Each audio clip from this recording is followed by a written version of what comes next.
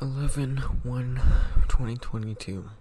It is currently 3:18 p.m. on the bus, and I was watching Hell's Kitchen and felt the need to write a couple things. I think the whole virtual machine or simulation theory seems more true day by day. There's no proof behind that, so once again, it's just another thing that cannot be confirmed. The reason behind this thought process is that I notice more strongly the same type of people. This is not a case of conformity. I notice conformity in the way of hairstyles, what applications people use, and what things people buy. In this case, I notice people that sometimes look similarly, but on top of that, they also act similarly to others. It keeps becoming more seen as time goes on, which is not to disrespect anyone. I even notice it within my own few friends. For example, Alyssa, I always thought was pretty individualistic in how she dressed and acted. And yet, there was someone, when I was bringing out groceries to cars, that someone looked quite similar to her. Of course, I don't know the person, so I don't know how she acted, so that wasn't a variable I could add. But I felt like it was something worth mentioning because it was on a personal level. On the bus, there was a large annoying child with blonde hair and reminded me of Travis, which looked similarly with shorter hair, having a mullet followed by the current trend here. Funnily enough, he got off at the same stop Travis would. For me personally, I think Rick is the closest copy to my own, but has many differences at that. I'm not denying the fact that there is another copy of me or someone who acts similar and looks similar. I just have not had the opportunity to experience it yet. Another thought that was important enough to be written down was the fact of using the external memory in more traditional means while mixing in the current resources. Traditionally, people would just write everything down if they could. There was no other option than save information. Perhaps you could paint, but that was not an option for everyone. With the introduction of the printing press, that allowed for information to spread even faster, and maybe even those personal ideas were able to spread further. I mention this because yes, people still write things down in order to have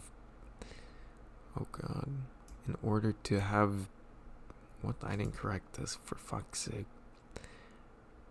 In order to have information with them. It's just another form of an external memory.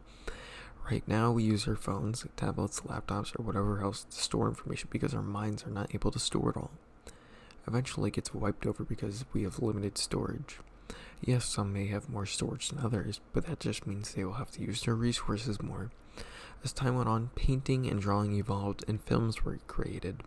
We were able to write and create visual memories in storage on that information.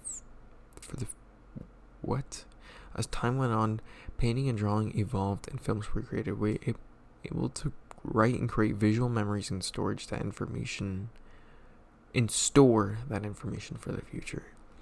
Only recently are we able to store audio.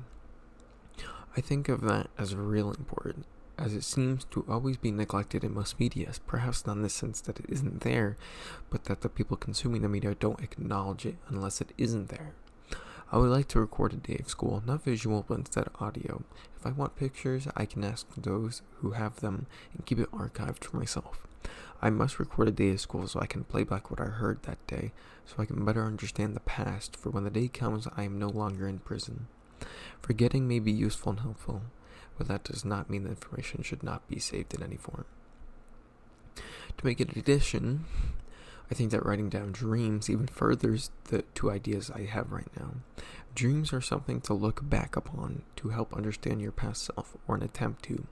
Of course, dreams can be purely illogical and chaotic, and sometimes you cannot attain any meaning to one, but you should write it down anyway.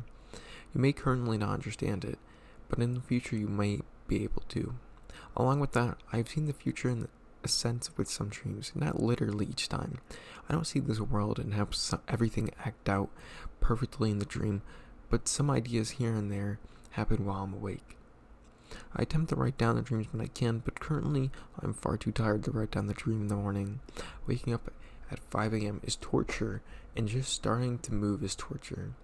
Sometimes I am able to write down a dream, and I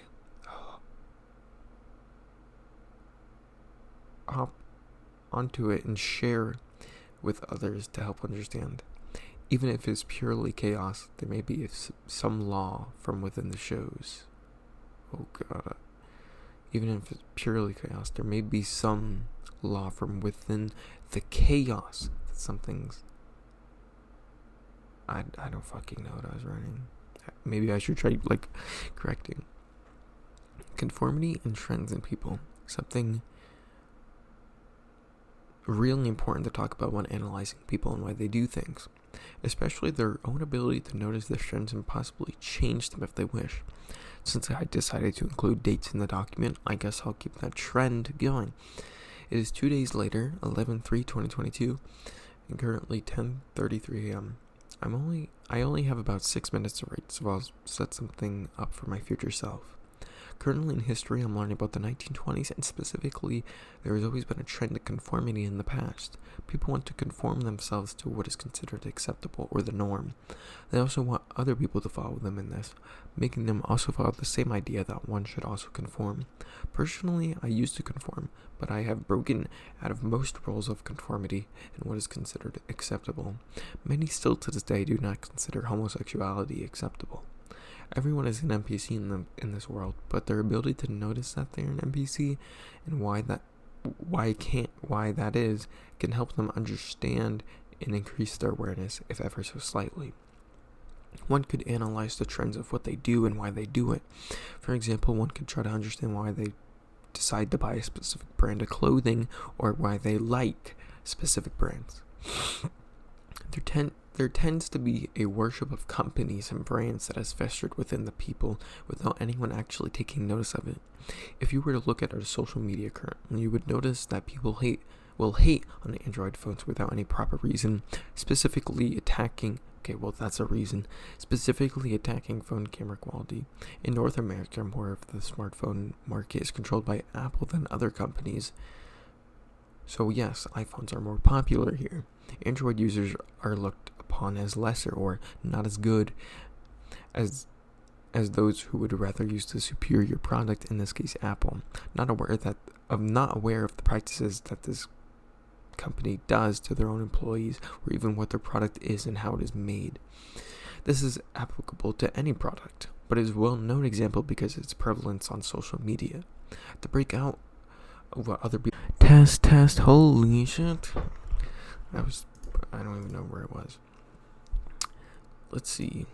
This is applicable to any product, but is a well-known example because of its prevalence on social media. To break out of what other people think can take time, but it can be done. How you act and why you act can sometimes be found within the people you associate with. Noticing trends in yourself is one thing, but noticing them in others is another. Something that makes catching a criminal easier is knowing what they will do as their ritual. It makes them very easy to follow because it's not easy to break out of your daily routine. Not only does your mind want to keep the same thing going constantly, but your body will want it too. I mention this because when noticing what other people do on a regular basis can help you understand them better, and you might be able to see if they're willing to change on their own. There are specific sayings that people use as filler words, such as alright, on God, or something similar. The people who use these filler words have used them for so long that they've completely forgotten the fact that they use them. Not only can you predict when they will say such things, but you can also notice other people who mention that they will be able to predict them too. If anything, that helps you understand the person too. Analyze your surroundings and the people in them to help you comprehend where you stand in correlation to others. Perhaps not completely on topic, another thing that is necessary to mention when thinking about the trends of how people act is the ability to know the difference between reaction and action. All will do more reacting in their life rather than acting. Reacting is that act of acting in response to someone or something else's action. In a personal context, I've set myself up to react in order to get some things done. For example, I set an alarm at a later time and away from where I sleep. This is so I am forced to stand up and turn off the alarm, and the time is later, so I have to move in order to get ready for the day. Otherwise, I won't have any time.